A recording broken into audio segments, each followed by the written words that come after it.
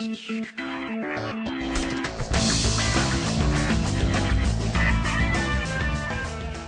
everybody, welcome to Expository Dialogue on Idiomatic.com, the show where we take headlines from the world of entertainment and dissect them with extreme prejudice. Hi, this is Phil, the professional time waster / game designer. I'm Nicholas, I'm the video game correspondent for Idiomatic.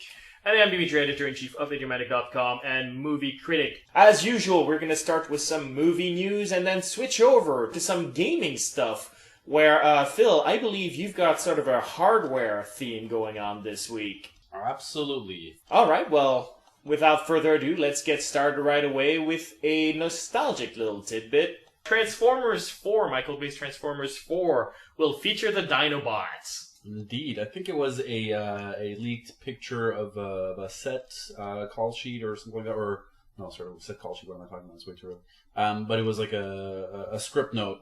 And it was Transformers 4, blah, blah, enter the Dinobots line was going on. So definitely rumors going around the internet, dinosaurs in robot form in our next Transformers film. I don't care.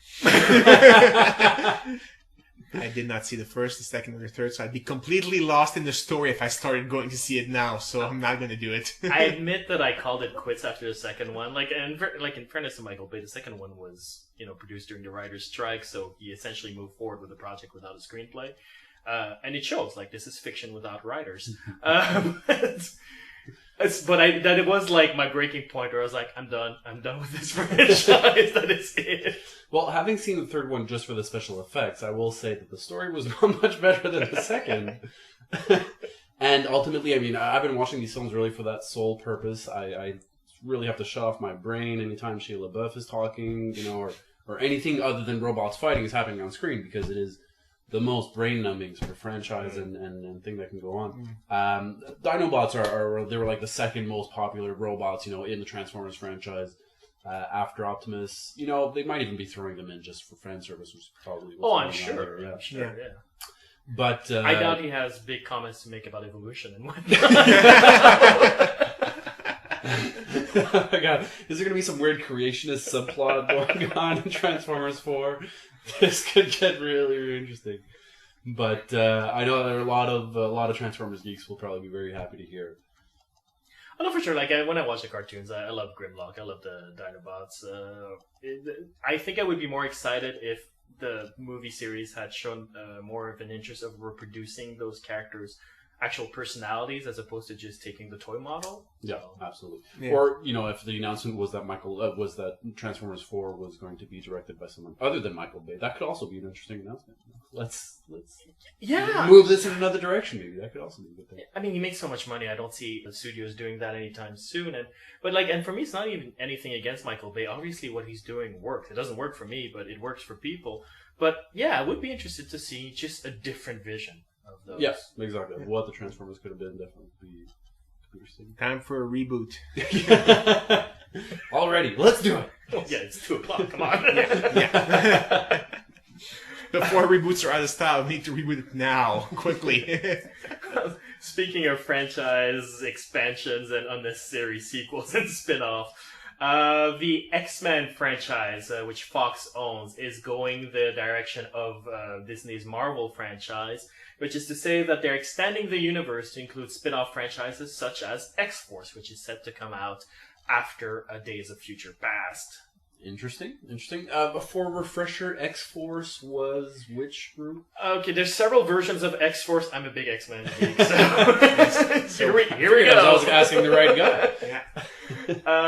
Originally it was the New Mutants, lost their teachers who were Magneto and Charles Xavier, and got trained by this dude come from the future called Cable, and they became this sort of proactive paramilitary X-Men group. But from some of the words that the director is hinting at, they're going to go more in the direction of the current incarnation of X-Force, which is a Wolverine special ops strike team taking down the bad guys before the bad guys take them down, sort of thing. Okay. Right. Of course, it's X-Men, so all Wolverine all the time. Yeah. You have to. There hasn't been a single X-Men movie without Hugh Jackman. So. Exactly. Even that first class cameo, they still threw him in there. Yeah. But actually, I like the idea of if they do it that way, though it would make sense because Hugh Jackman is sort of the symbol of the X-Men franchise at this point, and to move him off to a spin-off and continue the main X-Men franchise without Wolverine, and sort of open the spin-offs with a strong star to head them off, might not be a bad commercial move, though. Basically, you'll have Wolverine going around the world, starting all these various teams, each one becoming a film, and then he can move on to sort of like the comics, actually. Wow, exactly right. Can't wait for Alpha Flight. That'll be good. More X-Men movies I'm for. I liked First Class. I did not like Last Stand, but that goes with most people. Let's talk about Last Stand for another 10 minutes. Like we usually do in our podcast. So it's a recurring theme on this site. Every time somebody mentions Last Stand, we rant about it for 15 minutes. Damn, you guys didn't warn me. But yeah, I mean, it's a Days of Future Past. Looks like it's definitely going to be interesting. Whether it stays actually as long as Bryan Singer maybe is still behind this. Yeah, he is. Okay. Yeah, I'm all for it. Let's go. Let's see what they do. What else is there to say about that? Yeah, no, I think I agree with you. I think it's a good idea. I think it even works better than the Disney Marvel way because there are so many X-Men characters to explore. There are so many mutants, and it's always been sort of a soap opera technique with the X-Men comic books. Mm-hmm. So having those spin-offs makes even more sense to me.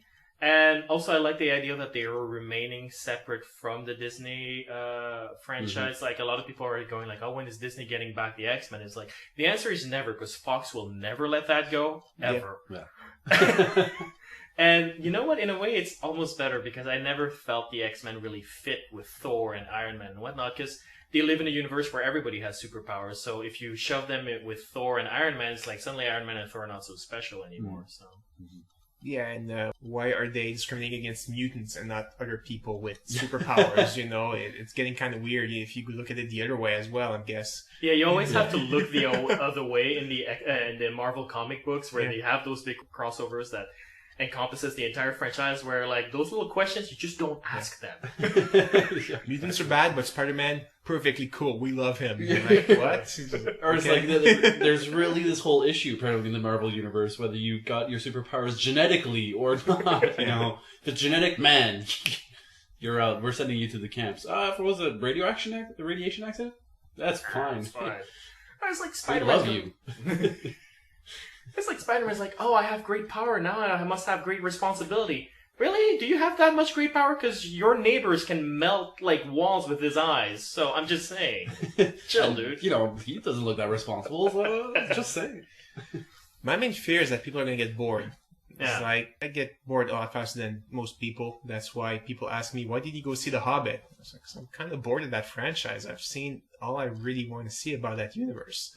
And I'm starting to feel the same way about those superhero movies. It's like, there's better be some kick-ass action scene that I've never seen before. Because if it's just me going to see those characters in that same universe again, I don't think so. I really don't want to. Yeah, no, it's very true. Yeah, if it all ends up being sort of more formula stories about the character origins and starting a team and stuff like that, it definitely is going to be very repetitive. What is cool though is that it would give them the opportunity to maybe do a different kind of story with superheroes. Change up the format even of the film, of the kind of stories that you're telling. It's not necessarily just origin stories. Play around with the format a little bit more. Then all these superhero movies could definitely be interesting. No, I agree. And certainly the Wolverine seems to show a producer's intent on giving us something different. I'm not saying the Wolverine was a perfect movie, but it was definitely not following the usual superhero formula. It was much more intimate. It was much more, here's a character study, and then a giant robot at the end, because we still haven't quite gotten rid of it. But it seemed almost more of like a crime film than a superhero film. Sounds good. We'll keep our fingers crossed. Yeah. And final news item on the entertainment front, because we're doing gaming afterwards. Every thriller movie of your youth is getting a TV spin-off. Here are the movies that are currently being turned into a TV shows right now. The Exorcist, Hellraiser, 12 Monkeys, Scream, Outbreak, Rosemary's Baby, and Jurassic Park. My question is, what triggered this? Because they wouldn't do that on TV if there wasn't one that had one trailer from our youth that had a great success, and it's like, oh, we need to copy this. There's two, actually. The first one is Hannibal, which got great critical success this summer. Okay. Which is, of course, based on the Silence of the Lamb character of the same name, Hannibal. Yeah. And also, over on cable, there's Psycho, which got Bates Motel, which is very successful as well. Okay. So with these two being very successful, I think everybody went like, ooh, TV spin-offs, so a new remake. Also, I think horror on TV is becoming relatively successful. American Horror Story is a big show, even if it's not actually based on anything specific. It sort of takes from all of those old thrillers and stuff. Anyway, so maybe they're seeing the genre is doing well. The Walking Dead is doing gangbusters. Yeah. Yes. Yeah. Definitely a good example there. So yeah, the horror is working. Let's go jump on the horror bandwagon. Remakes are working. Let's jump on the remake bandwagon. This might be the result. I'm gonna miss those cops and doctor shows, really. Oh, and even though it's a bit of a side note, even though it's not specifically a remake of an 80s thriller, but there is a potentially cringeworthy series spin-off coming out very soon. Also, the new Sleepy Hollow. Yeah, they're putting it in the modern world this time, so it's not quite a remake, but So it's not a remake; it's a complete distortion. You know, I was kind of curious, and I saw a trailer, and as soon as I saw the Headless Horseman sort of firing off a couple of M16s at a bunch of cops. Oh, you're kidding me! Yeah, I decided to not watch it. At least make it a headless biker if you're gonna have him have M16. You know. Oh no, that's the worst. Is that the Headless Horseman from 18th century New England and Ichabod Crane from 18th century New England somehow end up magically. Oh no! Oh no! It's a fish out of water in the too. present day. Absolutely. Oh. I thought like the worst franchise you could explore on TV would be Teen Wolf, but apparently. No. So curious to see what we'll end up with a lot of these other franchises. Wasn't Teen Wolf pretty popular on TV? Actually. Well, no, the new TV Teen Wolf show because Teen Wolf was a movie. Okay. And now they've made a CW type show. I don't know that it's on CW, but it is that type of show. Okay. But the show, I think, is pretty popular. I don't know. I have no idea. It's I don't know. When I see like young 20-somethings pretending to be teenagers, like with like overly made up and all of that, I sort of like zone out. I'm like, oh, I'm gonna change the channel from CW.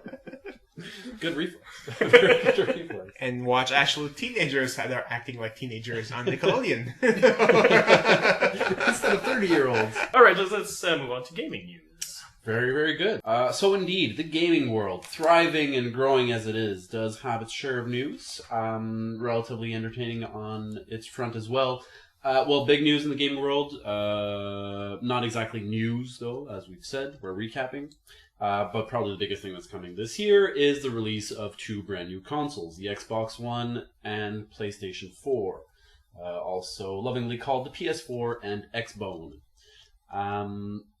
Some of you may have heard about, obviously, the details of these announcements, the most notorious of which is, of course, the Xbox One. Admittedly, I'm actually not sure where the Xbox One stands right now. There have been, obviously, these wonderful features that they announced in the first place. The reaction, some sort of a retraction, it seems. So I'm not sure exactly where the console stands right now. They've retracted pretty much everything. Okay. It's pretty much now. It's pretty much a PlayStation 4 with different with like hardware, a Kinect, different hardware, and the Kinect, and even the Kinect that they used to have. Kinect is always going to be on. Mm-hmm. It's not going to be listening to you, but it's always going to be on, where everybody was like, yeah, whatever. Now you can actually turn it off. Yeah. I mean, to give a summary of some of one of the things that people rightly so reacted badly to, there was constant internet connectivity of your Xbox. Basically, if you wasn't connected online, you could not play even an offline single-player game. Yeah. Fees for playing used games. Basically, you buy a used DVD game on disc. You would pop it into your machine. It would say, you need to pay a fee to be able to pay this game. Sort of relicense it. You can share with your friends, but it's very, very complicated to share. There's a limited amount of time. Again, exactly. Sort of, if you have a copy, you can't lend it to a friend. It won't let them play it on their console. Yeah. Basically, a number of features, all meant to limit copyright infringement, copying, etc., things like that. But I mean, we're talking about normal practices that people are used to doing with their video games and have been doing for years. Lending me my friend a game, buying a used game. Yeah, which legally speaking falls under fair use. That is not pirating or stealing. That. Exactly right. Yeah. And it's perfectly legal for film. I think it goes on to first ownership. Basically, once you bought the game, you can do whatever you want with it. You know, it's yours. Mm-hmm. Yeah. Exactly. I mean, you're not, burning new copies and selling those off. You're just, I bought this copy, I'm lending it to my friend. So lots of things that we're just looking to limit those kinds of essentially normal activities. So thankfully, internet backlash was strong enough to sort of get them to retract on a lot of this stuff. Yeah, there was a lot of other stuff as well that are less controversial, such as the idea of sort of turning into a home theater system with a game console attached to it. They're still doing that. It's just that there is no interest whatsoever from gamers, so they're not talking about it. There is still, and I think because the PS4 has a number of those features too, that's almost becoming a standard now in the. It's just that PS4 didn't advertise because they knew gamers did not care about TV. We were buying a gaming console to game. Yeah, but at the same time, and this is where I'm gonna say something a bit controversial here, is that you can't always appeal to the gamer uniquely, because what happened to the comic book industry is gonna happen to the gaming industry.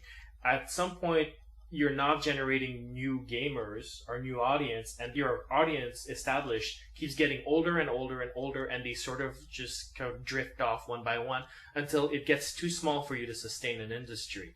Like, thank God for Nintendo generating new gamers by just not catering to the gaming community anymore and just going like, we're going to make new gamers. We're going to be third in an industry, but it's going to be a thriving industry instead of trying to maintain the top position in a dwindling industry. Yeah. Mm-hmm. Absolutely. And then, the gaming industry as a whole makes products that are no longer just for hardcore games. So that's there's all these different kinds of games and experiences now, even available on these game consoles. Even on the PS3 or PS4, which you can download sort of these little indie games that are fun for the 32-year-old housewife, as opposed to the 18-year-old male gamer. And for sure, I think the consoles sort of have to spin themselves as a family entertainment system, because you're still dishing $400 or $500 on this big box that's going to sit on your living room. Yeah. But Sony definitely had, the smart way of going about it. It's not the main thing about the console, mainly about gaming, and sure, you'll have these other features on the side. Yeah. That even, I think, the Wii U has integrated a little bit. You can watch Netflix and stuff on your Wii. Everybody's kind of understanding it's a living room machine, so there's some features that we're throwing in there, I think. No, I agree. I think being too sheepish about it is not necessarily a good way to attract new customers. But at the same time, what was it, in E3 that the Xbox One revealed most of its features? They came up with a special conference before that. Oh, okay, sorry. Where basically everybody that was applauding was just Microsoft employees in the back, and newspapers and gamers were just watching, listening to about TV, and they were like, what? Yeah. It's great that you don't need a cable box anymore, but you still need to pay for cable, and so it's basically a $500 cable box if you don't include the games. It's just ridiculous. Anyway.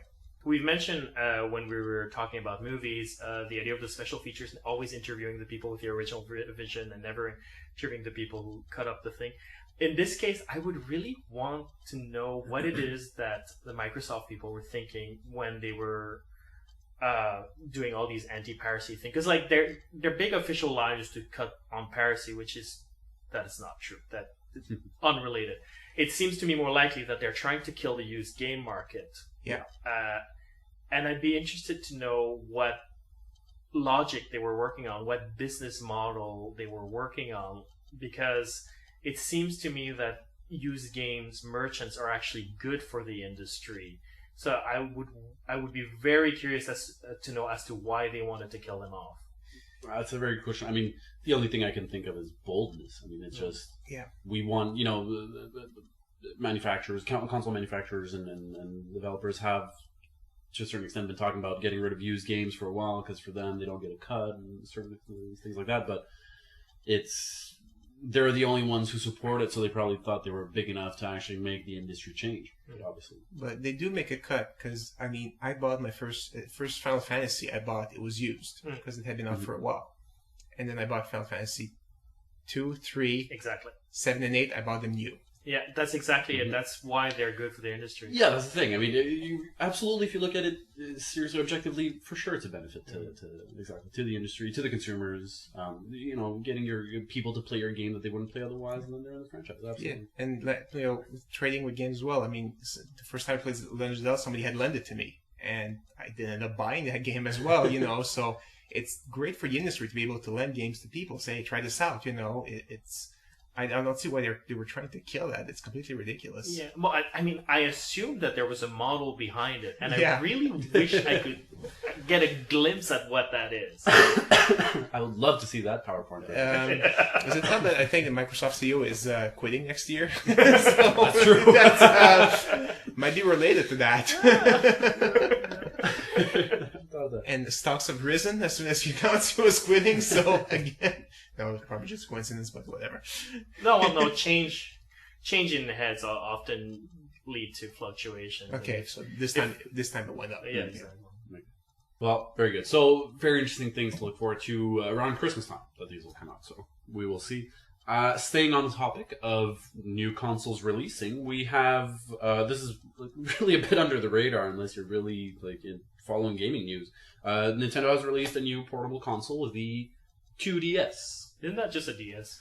Yeah, sort of. You did not hear that incorrectly. It is the 2DS, not the 3DS. So basically the 2DS, let's look at it. It is essentially a Nintendo 3DS without the 3D. And the other main thing about it, really, and when you look at it, is that it does not fold. It is basically this flat, square, wedge shape. Okay. It stands solid against competition. Yeah. It doesn't fold. Something. It just came out already on the internet. People are typing a lot of WTFs and is this really? Do we really need this console? Did they release a price tag for it?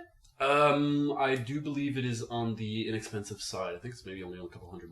Yeah, see, that's probably why they're releasing it. Yeah, because 3DS is expensive. Yeah, the 3DS absolutely is expensive. Yeah, and really the line from Nintendo actually, because you have all these gamers that are sort of freaking out and they're being like, "This is useless, it's a waste of time." Nintendo obviously are saying, well, yes, but this is actually something that we're marketing for young kids, and it is. It's for kids under 7 apparently. The whole idea of the not folding actually is for DSs that break at the hinge. Okay. It does happen with kids. Yes. So really, that's the whole idea behind this thing. Ultimately, might actually be a pretty smart move. A new DS model for kids. They love portable game machines. It'll be cheap. It can play still 3DS games, and just not in 3D. Ultimately, I've played with the 3DS. The 3D is cool, but you pretty much end up turning it off. I mean, yeah, it's not a huge plus. It's really not a huge feature on the machine. No, I agree. I think once again, it's I mentioned this earlier. It's Nintendo growing the market instead of trying to reach the top spot. And I think again, it's smart. I think it's smart to appeal to families who are concerned about their budgets by making a cheaper product that allows them to sell the same games. Because I think they must have realized that the 3DS's current price tag blocked a lot of people from getting the new generation portable console. So. Mm-hmm. Yeah, and there was a huge impact. They really did not have great sales right off the bat with 3DS, so probably making up for the mistakes they made with the 3DS. And Nintendo's successes far outweigh their flops so far in terms of consoles and things. So this will probably not be the end of the world for them. Yeah, it's also again a case of know who the product is marketed for. Yeah, absolutely. If it's not marketed for you, you don't get to complain about it, really. Well, that's the thing. It's not like they're discontinuing the 3DS. It's like, what do you have to complain about? Just don't buy it. I mean, I think it's really this phenomenon, the little bit of gamers, whenever something new comes out, feeling that they absolutely have to buy it. Yes, absolutely have to that have is it. true. It's like, it's new, it's mine. Absolutely. Oh, wait, it's a downgrade from what I already have. Oh. Why would I buy this? Oh, well then, as a game maker, do you really want to wean people off that sort of addiction? No, I'm pretty sure they're completely happy with people sort of having that reflex. With they're stuff. starting the addiction with the younger kids. That's basically what it is. They're pulling the tobacco company move. Yeah. Hit them young. Yeah, so that'll probably work out for Nintendo and look for young kids walking around with weird clamshell consoles now. Still on the hardware front, another interesting piece of, again, not so much news. It's something that's been developing about in the last year. They had a Kickstarter last year, I think it was, that went really well, but probably the most exciting piece of hardware that will be coming out in the next year or two for PCs or computers specifically really is a gaming peripheral. It's the Oculus Rift. If you remember this name, repeat it. Oculus Rift. Oculus Rift. You will be wanting to look for this in the future. You guys all remember virtual reality from the 90s was the coolest thing until you put a helmet on, then it hurt your head, didn't really work, and it was slow and never really as good as you thought it would be. Well, the Oculus Rift will. It's a technology actually that's been developed. It's a small team in the States. You have pretty much every major game developer these days is just really getting behind it. It's a simple VR helmet. It's 2 screens, basically one for each eye, giving you stereoscopic full 3D. Screens are in 1080p. They cover your entire field of vision. So this little helmet will really, really make you feel like you're inside a game. To the extent where someone playing a roller coaster simulator who was actually afraid of roller coasters started screaming during a demo. You can look it up on YouTube. This is true. Any first-person type of game, some space simulators are coming out. It's really going to be sort of the next evolution from going to small monitors to big HD screens. The next step up is going to be the Oculus Rift. It's already available to game developers as a $300 development kit, which is cheap, which is really accessible. It's really cheap. Yeah, Absolutely is. They want to get it into as many hands of developers as they can before it actually comes out. The consumer version isn't out yet. But I think you could probably expect it to be maybe around the same price range. Price of a big screen TV, basically. Yeah. Potentially the most mind-blowing gaming experiences you ever will live. hopefully. Hopefully, yes. But I mean, I think it's the game industry backing which is really making this exciting. John Carmack, the guy who created Doom and id Software, now went on to work as CTO of Oculus Rift. Okay. Because I remember a time in mid-90s where the CD was the big thing, and they added like full motion video, and that was the huge thing, and everybody, the games now are going to be like movies that you play in. And that lasted about a year, and then it people crashed. realized that they wanted to play the game, not watch it. Pretty much, and they realized that instead of seeing a full motion video, they saw like a just tiny little square in the middle of the screen with a bunch of black lines on it. That was terrible to watch. So I'm just hoping that developers don't like rush and come out with like the crappiest games possible, so that you just, hey, we're using this technology now, buy our game, and then you get really angry at the technology because you're playing crappy games and it basically dies. I think the first part of what you're fearing is bound to happen, though, because that's sort of the appeal of programming and sort of exploring these new options, is to use these options as a programmer, as a creator of a game. I think there's going to be a tendency to sort of overuse those options. The same way like with the Wii Remote, where all the first games were just like overuse the Wii Remote to a point that like it was too unfamiliar for the consumer. I think there's always that tendency. You for sure always get sort of experimentation, people trying out, a new peripheral, a new platform, and it not really working out that well. But you bring up an interesting point, though, and I think it's the reflex also that people have whenever a technology or a new platform comes out, that they think that it will basically replace the old. And absolutely everybody, it's normal. You think, okay, there's a new console, it's going to sort of replace the old one, etc. But I think what's cool about the Oculus Rift and what it's going to become really is that you can't look at it as something that's going to replace your screen, for sure. Because first of all, it's it's a singular experience. You can't share it with other people. And I think it's going to be sort of for the more specific and more immersive and more hardcore, essentially, gaming experience, which will become probably that much more hardcore. But I don't think you can assume that all TVs will be replaced by Oculus Rifts. Oh, no. It's such a different experience at the same time. But, that is... hopefully people won't be seeing it as a new thing and won't be jumping on the bandwagon and sort of doing all this... And sort of taking every existing game and making like an Oculus Rift port. Oh, my God. Really, really doesn't work well and, just making you dizzy and stuff. But unfortunately, I think it's also probably something that will happen. If it picks up, if it gets big, you'll probably get a lot of... Just like more recently, and don't want to talk about the 90s and Sega CDs, but like more recently, like 3Ds in cinema. You had some that did a great job, but you also had the ones that were just like Well, let's just put little flames in front and call it 3D movie so we can charge $4 extra. Yeah, that pretty much killed the 3D. Yeah, exactly. In domestically, at least. Internationally, it's still doing well. Okay, cool. Never got that. Yeah, but yeah, I mean, again, a phase that might pass.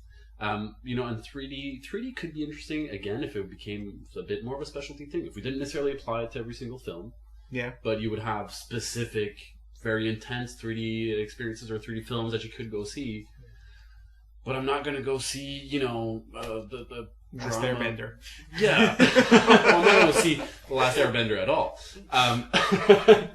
But I'm not going to go see, a drama or a period piece in 3D. That's weird. A lot of people say that, but actually those are the movies I would see in 3D because the details of the costumes and whatnot, the immersion of that 3D offers you would actually be kind of neat. If it's, visually stunning film, yeah, for sure. But I'm thinking more of like a... a talking head movie. Yeah, Little Miss Sunshine, It was fun, good movie and everything, but no, 3D, I'm good. Before Sunrise in 3D. But one hell of a sunrise. But here's a real question about the Oculus Rift that I want to ask. How long is it going to take before an American senator declares it a sin on humanity and the sole source of violence in the world? It will take 2 seconds before a senator declares it. But I'm pretty sure somebody has already declared that. Yeah, exactly. So... But the thing is that thankfully, other than their very sort of fervent base, most of the time people do not end up believing them because the evidence that supports the claim is non-existent. And until a senator, I think, does come up with the actual evidence that somebody's gone nuts because of an Oculus Rift, I think hopefully people will be sufficiently level-headed to not believe in it. But for sure, as soon as it comes out, somebody's probably, like you're saying, already saying that it's the devil. Yeah, it's like I almost understand. Like, there's something a little bit scary about how isolating it is, and I can see how, if you're the least bit close-minded about new technology, you'd be like, "That's a step too far." Like, you know what I mean? Yeah, that's true. Yeah, but all these things I find often a little ridiculous because it assumes that a person in front of this technology or platform or whatever cannot differentiate between that and reality. In certain extreme cases, sure, most people I think are. Should be right. But they're politicians, special breed. Indeed. That's all the time we have, but if you'd like to share your thoughts, please write us at mail@idiomatic.com or post a comment at idiomatic.com. Just click on the episode name. Thanks for listening and see you next week. Signing off.